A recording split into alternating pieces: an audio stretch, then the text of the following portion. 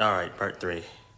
So while the Great War was going on, the Vikings were raiding waters up north all over, specifically harassing the trade ports around Stovgard and Rashaza in order to prevent anyone from, sending the main empire after them. And Ernstein got a lot of money and a lot of notoriety over it. People were starting to panic at the idea of, Ernstein showing up. And while it benefited Sven for a while, eventually once the war ended, he knew they were going to have to cut it. Especially if the Jormungandr shows up again, which it most likely was going to after the war.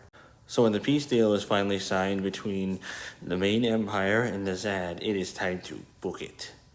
Well, of course, Ernstein's going, but I don't want to end it. I want to make money.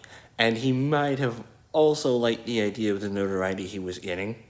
Having vessels surrender because they see that it's Ernstein's ship, it probably drives a man's ego. But there were multiple issues going on. One, the Jormungandr was coming back from the Barents Sea, and it was going to be a mess if they left all those Viking bases out there. So they have to clean all that up and leave. And two, there was a new issue, the Lich. Now, there are already Liches in Jürgen, but this one was a real problem. This guy was raising an undead army in the millions. And this guy's army was overtaking towns, castles, and entire cities. And it does not sound like a really good idea to have your ships sailing around that area, especially if they have the chance to overrun and take one. But again, Ernestine didn't want to listen. He thought he could humiliate Emperor Edmund, and that might have gotten him in a lot of trouble.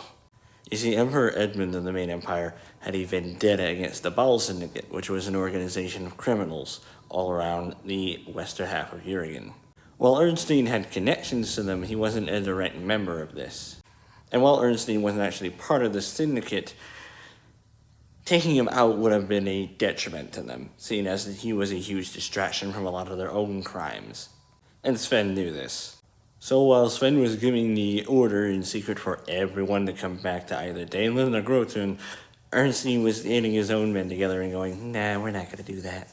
That's until a very vigilant group of sailors decided that they wanted to hunt down Ernstine for his bounty. A bounty of around 40 million groschen. It gets so bad that Ernstine's ship sinks and he's left on an ice floe miles away from Daneland. Sven grabs his ship and goes to look for his brother. Sven ends up having to get his ship and destroying multiple of these vigilante groups in order to get Ernstine without them knowing where he is. And from there they lay low until Jürgen ends. Subscribe for more.